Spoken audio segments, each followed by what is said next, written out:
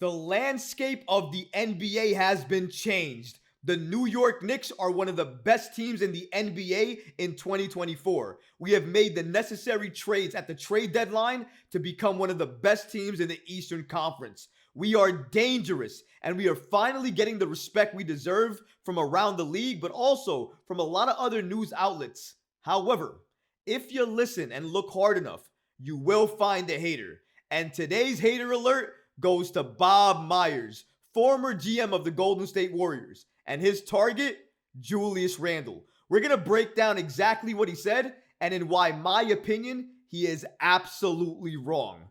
All of this and so much more today. If you're not already subscribed to the channel, go ahead and hit that subscribe button now and make sure you have notifications turned on so you don't miss a second of the new content. And now, let's get started.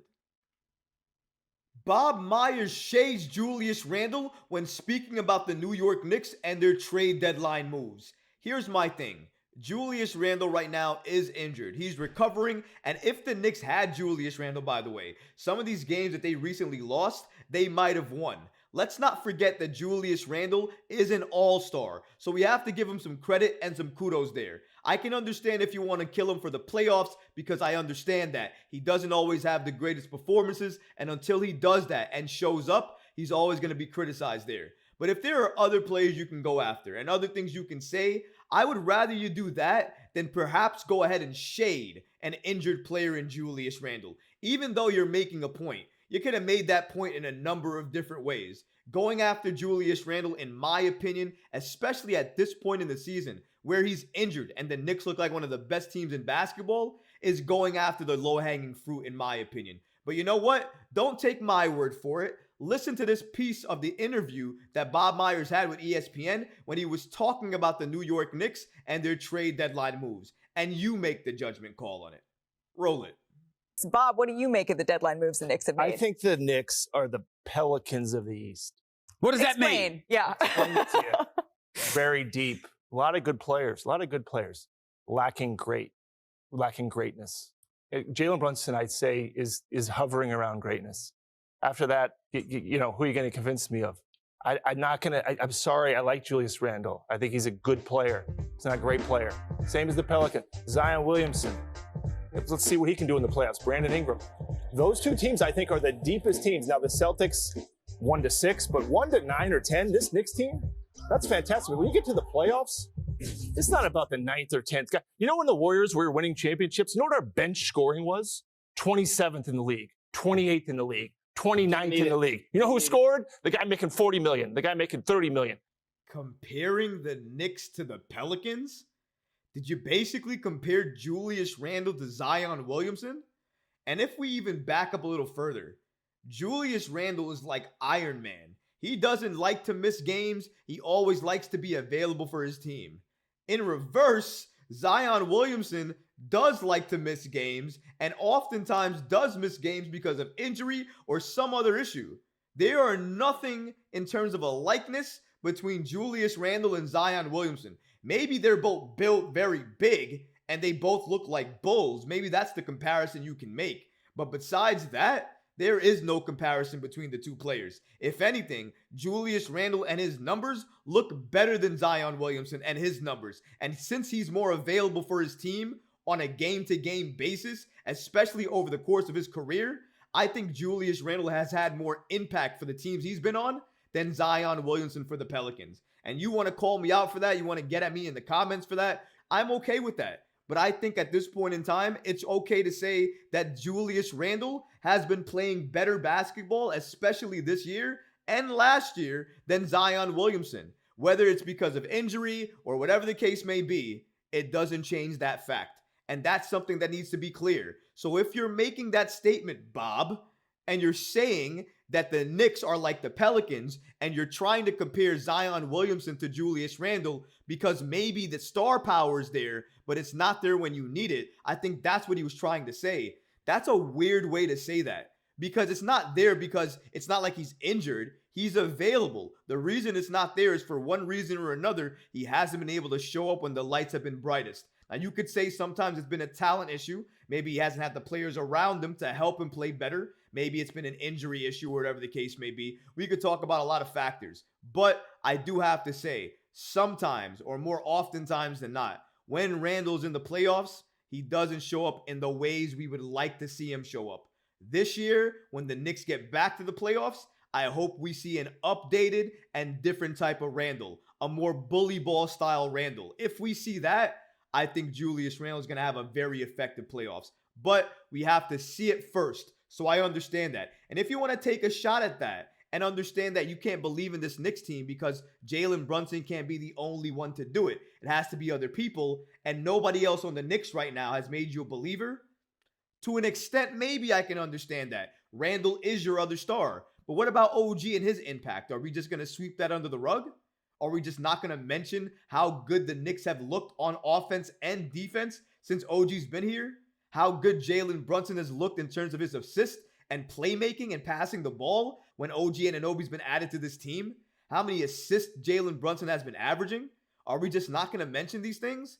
The Knicks are better because of the roster that we have right now. Julius Randle is going to benefit because of the roster we have right now. When Julius Randle gets double teamed in the paint, he's going to pass that ball out to either Jalen, Dante, Bojan, Burks. All of those guys, 40+% three-point shooters. That means one of them is getting open and hitting that three. That means the New York Knicks are benefiting from that possession. That's what Julius Randle can give you. And if you don't double Julius and you let him run amok, as Clyde would say, that's exactly what he would do. He's going to do that. He's going to be the bully inside you don't want, and he is absolutely going to get to the line more times than you would like him to. Whether he makes those free throws or not, and I hope he does make them, your team is going to get into foul trouble. And honestly, at the end of the day, that's what I love to see more than anything else, where you have to adjust what you need to do because our squad is just too physical and you can't take it. That's why you're fouling. I love seeing that type of play and that type of style. Julius Randle always helps to contribute to that. Same thing to Jalen Brunson, but they both do their damage in the mid-range for the most part, even though Jalen's a very good three-point shooter. But when you add the shooters that the New York Knicks have done, and you factor in who Julius Randle is, the type of player that he is, and how he likes to drive down low and be that bully inside, especially this season, you can see why the New York Knicks are so dangerous, why they're going to be so dangerous when fully healthy, and why Julius Randle is going to benefit. Maybe Randle wasn't the playoff player that we all wanted him to be in the past, but this year, he has no excuses. He is going to put on a show, in my opinion. He's going to give us exactly what we want to see, and he's going to be the player that the New York Knicks have needed for the last few seasons because he finally has the talent around him to maximize his abilities and his skill set.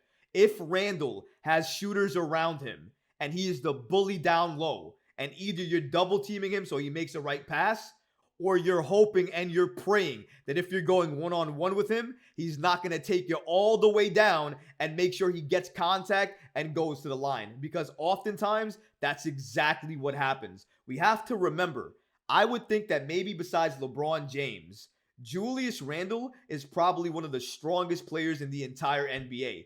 He's a freight train when he's coming at you and he's running down low. He's going to knock you down, make sure you feel that, and likely you're going to get a blocking foul. He's still going to go to the line. You can't stop him. And that man, even though a lot of people don't want to say it, is great. He's been flirting with greatness this year, just as much as Jalen Brunson has. But nobody wants to give him credit for that.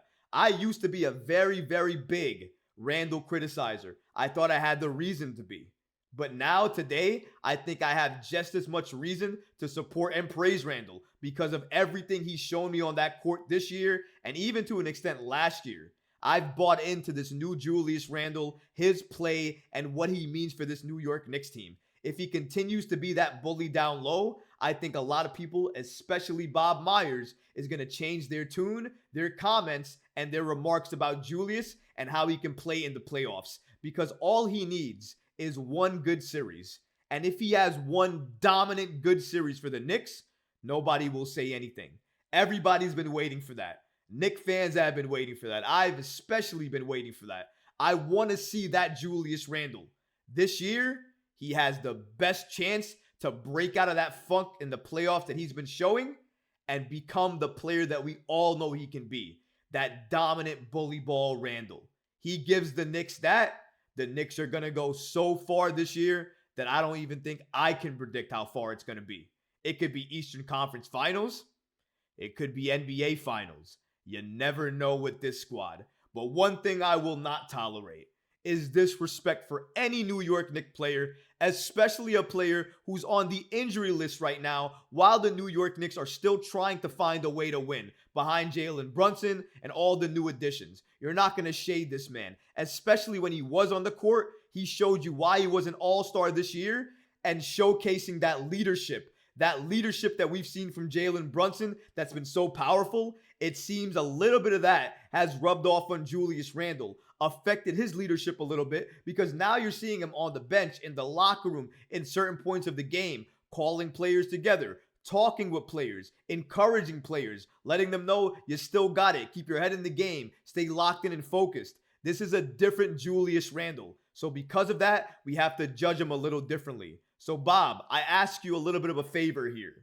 Judge Randle on the season he's having now, but also judge him on the playoffs that he's going to show you this year. Because this year is the year Randle gives us the best Randle playoff performance we've ever seen. We finally have the pieces to make that a reality. But what about you guys? What do you think about Bob Myers and the shade he threw at Julius Randle? Regardless if it's true or not, I think, in my opinion, he's going after the low-hanging fruit with somebody who's on the injury reserve list right now, trying to get better for his team. But you let me know in the comments. Do you think he was out of line? Let me know, because honestly, guys, I would love to hear from you. But that's going to do it for this episode. I hope you enjoyed it, and if you did, go ahead and smash that like button, leave a comment below, and of course, guys, please subscribe to the channel. Until next time, Knicks fans. Peace.